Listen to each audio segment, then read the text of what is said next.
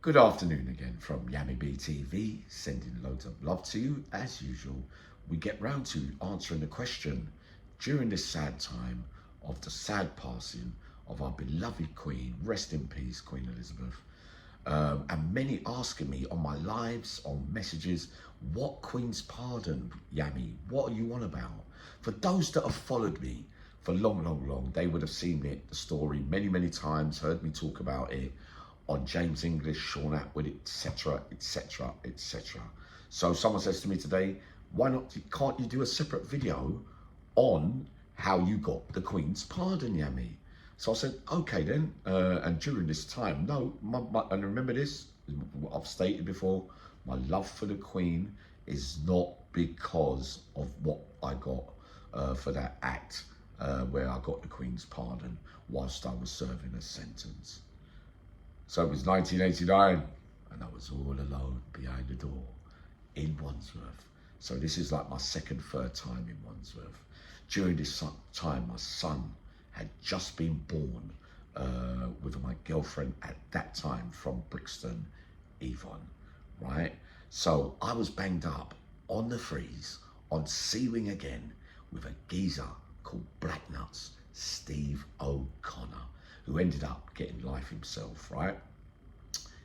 I just realised the other day, rest in peace, my boy, Shax was there as well as quite a few big figures around at that time as well. Now, in them days, you used to get little slips under the door.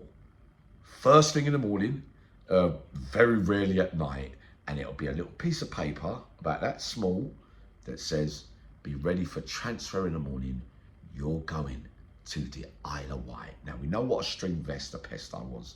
Even then, even though I turned out worse after this big event here happened because of certain things.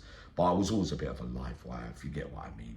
So on seeing the slip come under the door, be ready, you are going to Camp Hill on that ferry, on over the waters to the Isle of Wight. And I was thinking, oh no visits, because it's so far away and my son had just been born. So what was I thinking? I was thinking, right, I've got to get down to try and blag the probation officer, Carol Bellardi, who them days probation used to come on the wing once a week, or you had to make applications to see them them days, which is not too dissimilar now, but the only thing is it used to take 2 weeks for them to answer for you to get an appointment to go and see them. So in my mind, I'm trying to do the maths with Steve O'Connor. We're talking about it in the cell, me and him, and I'm saying, but I don't want to go, man. Me and him, he's one of my best ever cellmates, you know, Black Nuts. From North London, Enfield, Potter's Bar, I think, round about that way as well. I think he was from Ponders End. No, he was from Ponders End, right? So he said, yeah, try and get down to the probation office. I goes, yeah, but how am I going to get down? Because them days in Wandsworth, you had to be wearing all blue. You remember, you couldn't wear your own clothes them days there. And I was thinking, you know, how would I ever get a chance to get to the office without the screws seeing me? Because the probation officer is on the right, the screws tea room is to the left, and the big room where the office is on the twos is right there, and the gate to all the other wings is staring straight at you. So they shout exercise in the morning, right? So we all go out. And, you know, them days you have to walk around in runway and, you know, the screws, there weren't too much messing about. Remember them days, a lot of people used to get assassinated on the yard. Them days, the screws never really used to stop the fights on the yard. They just used to pick up the pieces, if you get what I mean, because you got to remember the Cat A wing was D wing. So when you used to come through certain, like if he was on C wing, you'd have to go through D wing where we see all the Cat A, all the big sentences, Johnny Reed, Freddie Foreman, you know, all that, those figures, Roy Elder and all them. We've talked about those in previous videos. Those was where I first set eyes on those guys in my young days as being starred up and being in Wandsworth, right? Now, so we're on the yard. I'm thinking, well, how am I going to get to that probation office? because she's on duty today. Because really what I wanted to do was go there and say, look, my missus has just given birth to my son, and it's going to be she's not going to be able to travel, so it's going to take, you know, my early ties of having that connection, you know, with that kind of stuff. I was going to go with that old sob story, that old chestnut, if you get what I mean. So when we was coming back through exercise, right? So everyone, because remember what they do, they make sure that everybody, unless you're a worker, right, your door is slammed. So what the great Yami B did then, so I walked down on the twos, and remember I was up on the threes, right, with black nuts. I went down onto the ones, into the recess where you get the doors on the toilet. Remember, there weren't no toilets in the cell then. You remember, it's slop out buckets and all them things.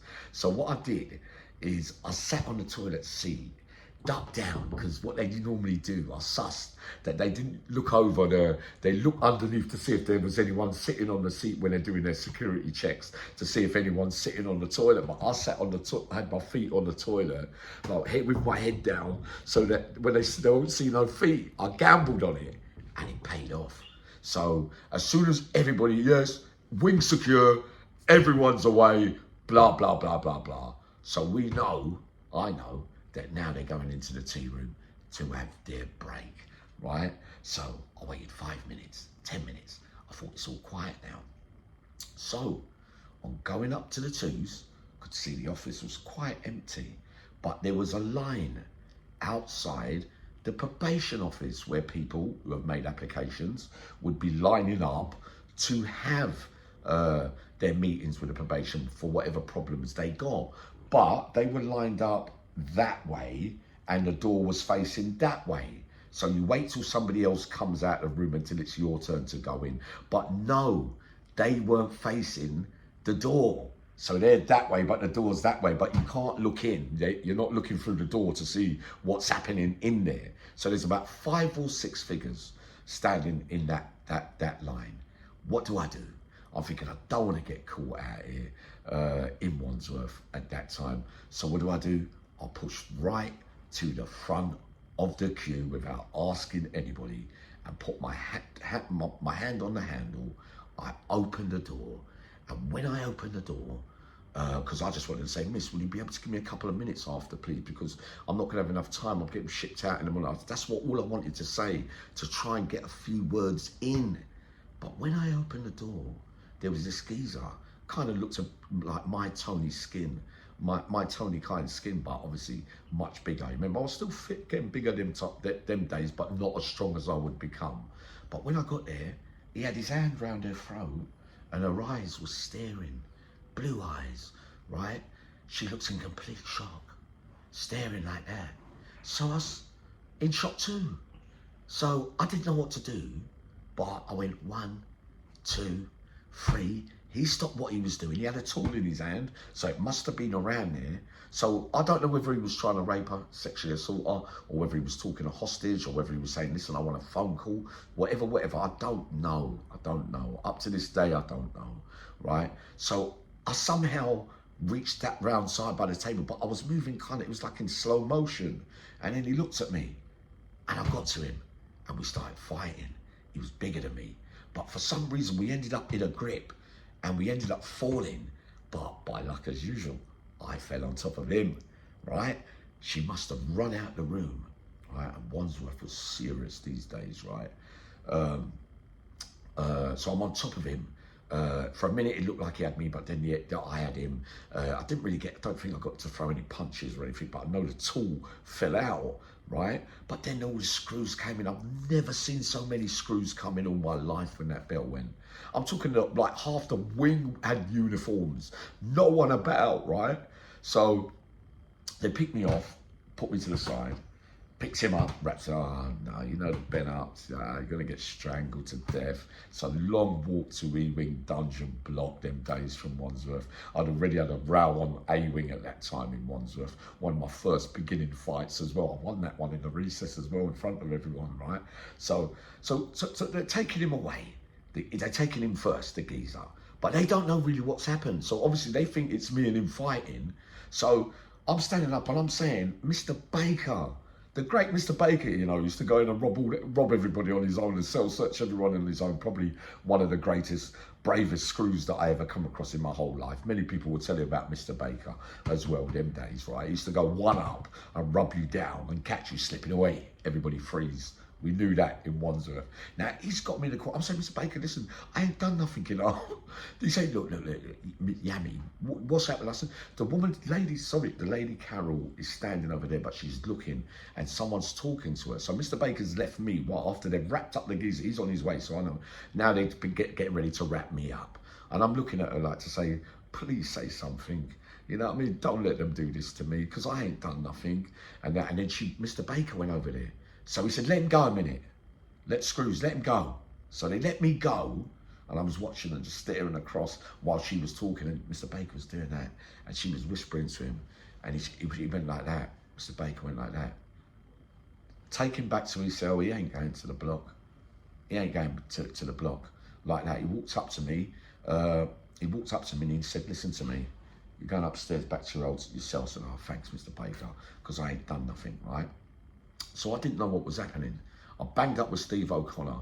Steve O'Connor was laughing his tits off. He was calling me a hero and all that. It's going to be Yami, you hero, the greatest and all that. This is when I was a kid, you know. I went down for dinner, right, at lunchtime, like an hour or so later. And as I was walking through, right, Mr. Baker went like that. Give him an extra fish and an extra pudding, yeah? Because he's my hero. Imagine that, Mr. Baker, but my face went red. I was thinking, well, you're going to get me in trouble here. You know what I mean? What's all going on about? But, the proper heavy lot, them days, they're saying, listen, boy, you've done the right thing. And then there was others saying that they're Home Office spies, you're wrong, and da-da-da-da-da. That's when I started to get really wicked and bad. So that's how that story went, deeply and sadly. And after that, I became Yami and I started smoking in jail. And because everywhere I went, they said, yeah, he was the one. But then them lot, the big lot, they agreed, they said, nah, you did the right thing, Yami. Can't have that, the old morals and the moral code of the game and that kind of stuff. Even now, we don't do that kind of stuff. It's not that kind of party. But just to let you lot know, the geezer was down the block. I never gave evidence. She never turned up to give no evidence against the geezer. I never turned up and give no evidence against the geezer. But the geezer come up into the church one day after that, like a month later, and I was still there. Mr. Turner, with a geezer with a suit, Mr. Angry, unlock the bastards. He was a pisshead, he was, but he used to make me laugh, boy. He was a serious geezer. He goes, if anyone ever says anything to you, I'll have you out of here so quick your feet won't touch. That's when I ended up in Downsview. But I bumped into the geezer in church before I went to Downsview, and he was at the back, and he was going, yeah, that's the geezer that, no one done nothing to him like that. But even as a youngster then, I stood up in the church as I was coming through. I said, so what are you saying then? Yeah. He said, so what are you saying? And the geezer said to me, yeah, he's saying that. I said, I don't care what he's saying. Yeah, I did. I did stop him from doing that. Like, da-da-da-da-da. That's how the story went, right? So that was during this sad, sad time. That's how the Queen's Pardon came. I got a raw warrant, it was called. They came into Downsview a year later. I was serving a 4-year sentence, which you have to do 2 years, 8 months out of. And I got 1 year's remission back off my EDR. And my beloved mother, rest in peace, got the certificate, put it in a frame and put it on the wall and said, I'm so proud of you, son, and that I love you. And those are the facts about the Queen's Pardon. Sending loads of love coming up after.